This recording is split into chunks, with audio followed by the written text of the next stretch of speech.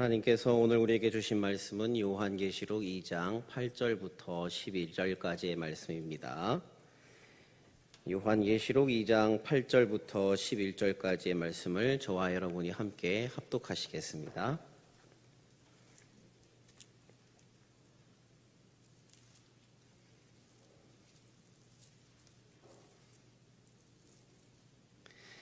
서머나 교회의 사자에게 편지하라. 처음이며 마지막이요 죽었다가 살아나신 이가 이르시되 내가 내 환난과 궁핍을 알거니와 실상은 내가 부요한 자니라.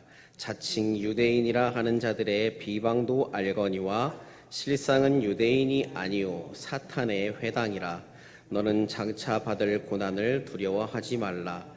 볼지어다 마귀가 장차 너희 가운데에서 몇 사람을 옥에 던져 시험을 받게 하리니 너희가 10일 동안 환난을 받으리라.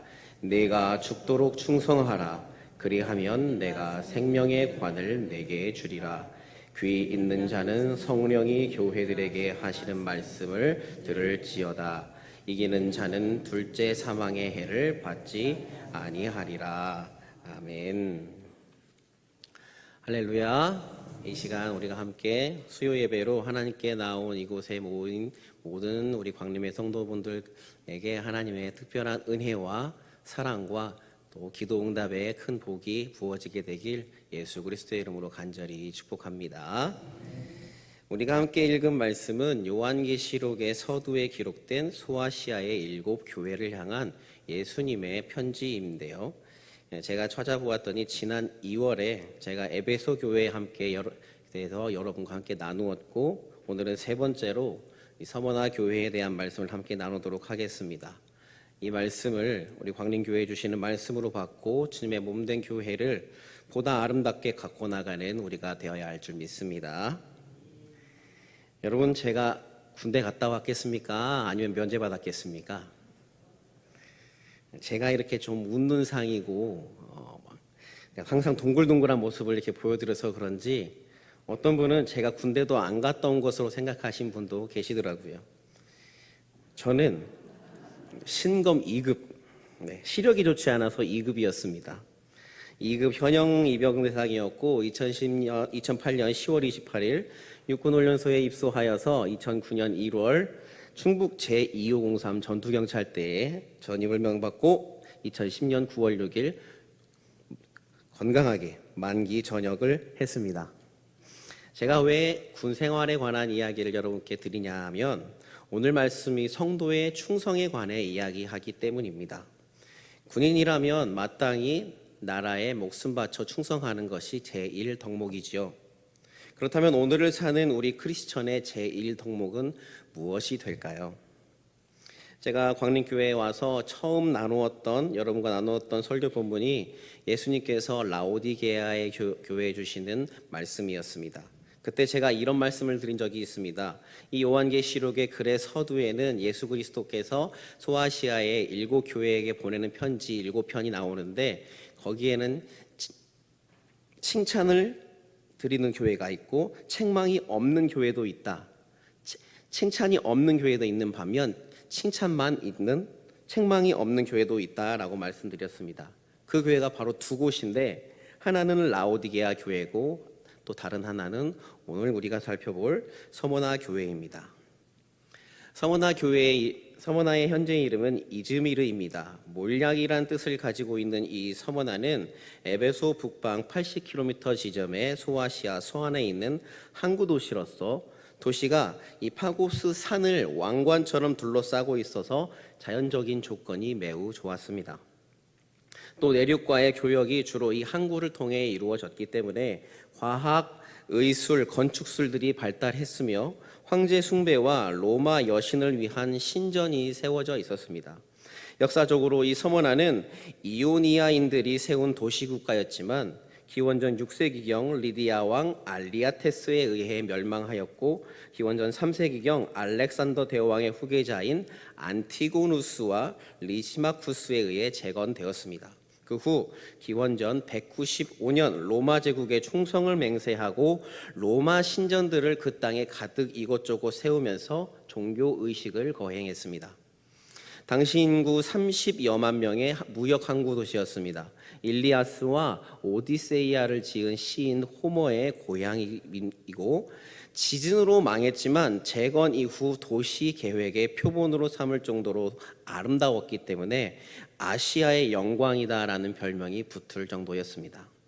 언덕 위에 시청 건물이 있었고 그것을 서머나의 면류관이다라고 말했고 시청으로 올라가는 도로를 서머나의 목걸이라고 말했습니다. 유대인들이 많이 살았고 로마 황제 숭배가 강렬했습니다. 그래서 이 서머나 교회는 이들의 엄청난 박해와 핍박을 받았습니다. 서머나 교회가 언제 누구에 의해서 세워졌는지는 분명치 않지만 바울이 에베소에 체류할 때 전도하였을 것으로 추정합니다.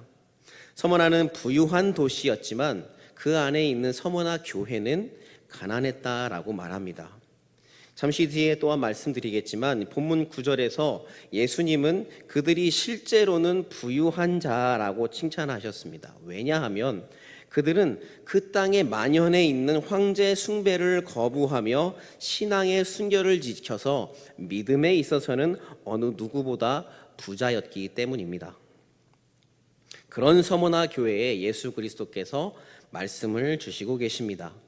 성경은 그런 예수님에 대해 이렇게 표현합니다. 처음이며 마지막이요 죽었다가 살아나신 이가 이르시되.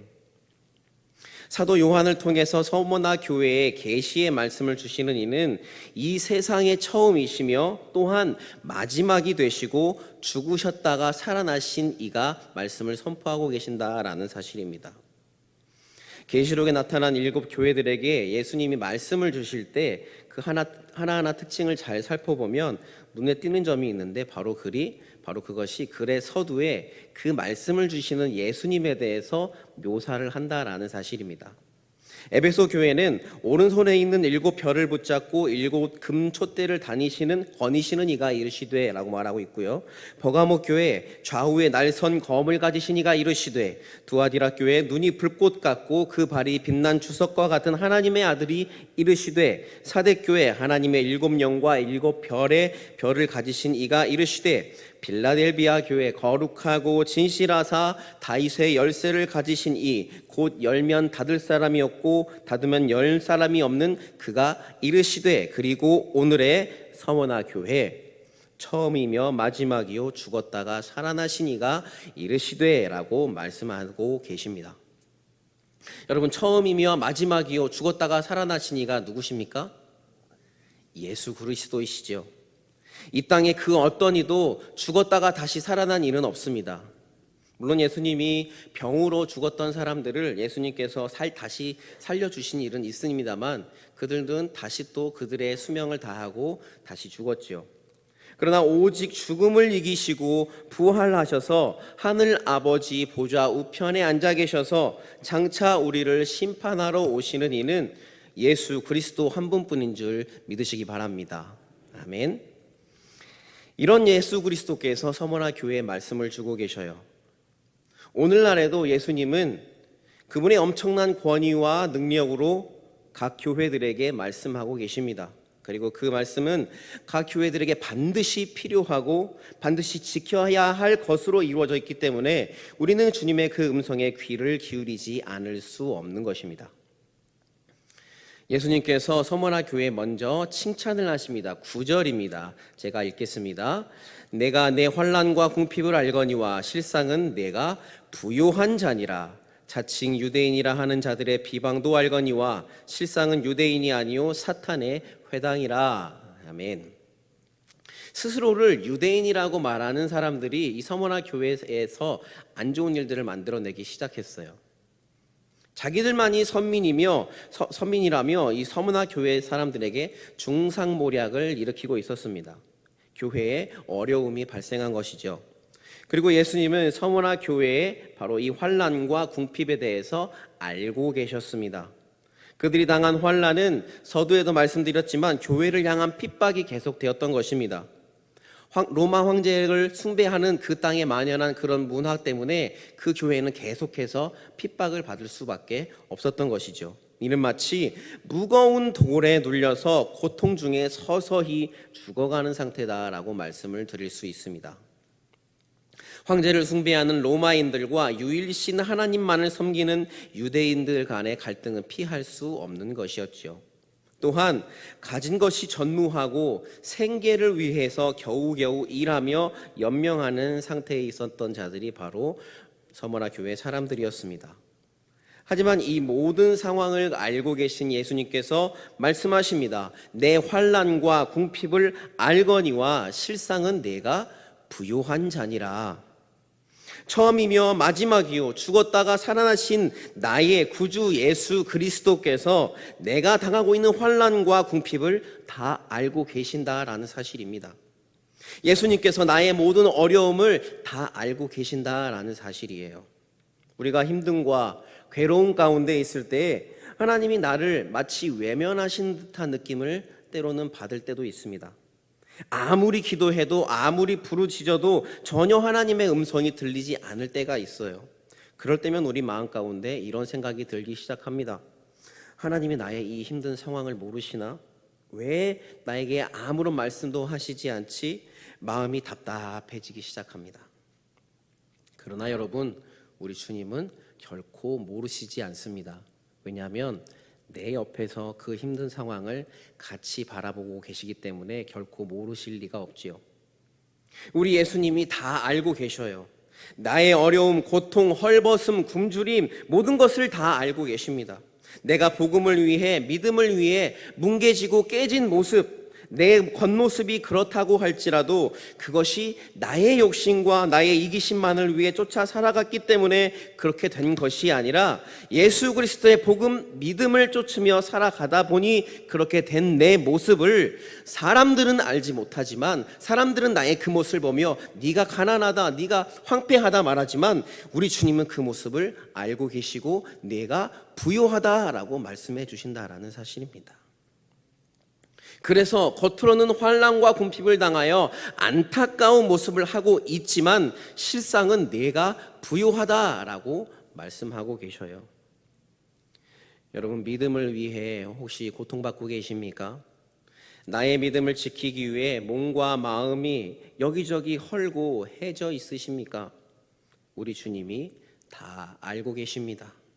내가 고생하는 것, 내가 광야에서 숱한 고생을 하는 것, 내가 눈물 흘린 것, 돌베개에 베고 자는 것을 우리 주님이 다 알고 계신다라는 사실입니다. 왜 실상은 부요한가? 왜 내 눈앞의 상황은 괴롭고 힘들고 당장이라도 모든 것을 다 포기하고 싶은데 왜 우리 예수님은 나를 보며 내가 부요하다라고 말하는가? 그들을 괴롭히는 여건이 나를 괴롭히는 여건들이 그리 오래가지 않을 것이기 때문입니다.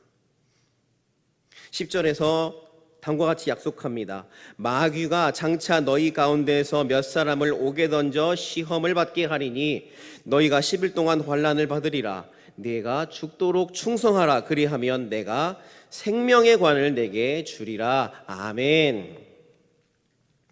사랑하는 광림의 성도 여러분, 우리는 이 세상의 마지막 때를 살아가고 있습니다. 그리고 우리는 전에 경험하지 못했던 교회의 흔들림, 예배의 멈춤, 그로 인한 신앙 교육의 부재, 세상의 질타, 배척이 한데 뒤섞인 삶을 살아가고 있습니다. 이제는 교회에 가지 않는 것이 너무나 당연하게 생각되어지고 따라서 하나님을 진정으로 예배하는 모습이 사라지고 무너지고 있습니다. 그리고 나 또한 내가 크리스천임에도 불구하고 그러한 풍조에 쉽사리 따르게 되는 오늘을 살고 있습니다. 그러나 여러분, 오늘 말씀은 항상 말씀은 세상의 흐름을 역행해 왔다라는 사실을 기억하십시오. 세상이 정착하라 할 때 떠났고 세상이 모이지 말라 할 때 오히려 더 모였고 세상이 속되게 살 것을 가르쳤을 때 우리는 거룩을 가르쳤고 세상이 다원주의를 주장할 때 우리는 복음의 유일성을 외쳤습니다. 늘 말씀은 시대를 역행하며 살기 위해 노력하지 않고 오히려 죽기 위해 내 몸을 내어 던질 때 그곳에 복음이 꽃피어져 왔다라는 사실입니다. 사랑하는 여러분, 우리는 앞으로 더욱더 힘들어질지 모릅니다. 세상은 더욱더 혼탁해질 것이며 더욱더 악해질 것이며 많은 교회들이 지금보다 더 생명력을 잃어갈지 모릅니다. 그러면 어떻게 해야 할까요? 세상이 악해져 가는 것, 사람들이 교회에서 떠나가는 것을 바라만 보고 있어야 할까요? 어떻게 해야 예수 그리스도의 복음이 별것 아닌 것처럼 여겨지는 지금 이 시대를 바꿀 수 있을까요? 네가 죽도록 충성하라, 그리하면 생명의 관을 내게 주리라. 아멘. 삶의 힘들고 어려운 상황 때문에 그것만을 묵상한 나머지 주님을 향한 열정과 사명을 소홀히 한다면 아버지께서 우리를 보며 결코 기뻐하시지 않을 것입니다. 힘든 상황이 평생 계속될 것 같지만 결코 그렇지가 않습니다. 우리는 주님께 충성해야 합니다. 주님께 죽도록 충성함으로 우리는 상황을 역전시킬 수 있습니다. 다시 복음 앞에 충성함으로 모든 것을 바꿀 수 있고 주님께서 그렇게 바꾸어 주실 것입니다. 저를 한번 따라해 보시겠습니까? 주님께 죽도록 충성하는 것입니다.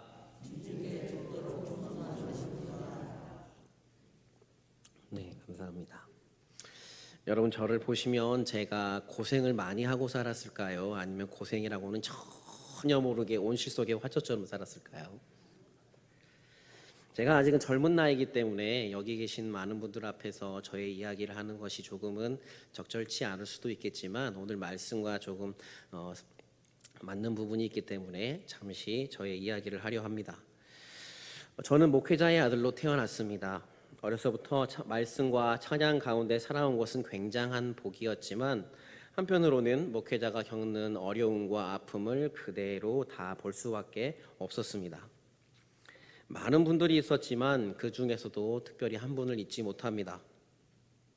평상시에도 성격이 매우 불같고 목소리 또한 굉장히 커서 많은 사람들이 조심하는 분이었는데 이분이 언제부턴가 우리 아버지께 언성을 높이는 일이 굉장히 잦아졌습니다. 단순히 언성을 높여서 이야기하는 것 그 차원을 벗어나서 누가 보아도 비상식적인 또 비인격적인 행동을 하실 때가 많아지셨고 아버지는 늘 그럴 때면 그냥 묵묵히 듣고만 계셨습니다. 그 정도가 너무너무 심했기 때문에 성도들 모두가 너무너무 심하다 이야기했기 때문에 혹여 치리회를 구성할 수도 있는 일이었지만 그렇게 하지 않고 인내하셨습니다. 교인들에게 화내고 전도사님들에게 소리치고 저에게도 욕설을 하고 아버지에게도 거침없이 욕설을 해댔습니다. 당신 마음에 안 드니 빨리 나가라는 것이죠. 그것을 곁에서 지켜만 봐야 하는 저는 남몰래 눈물을 삼켜야 했던 적도 한두 번이 아니었습니다.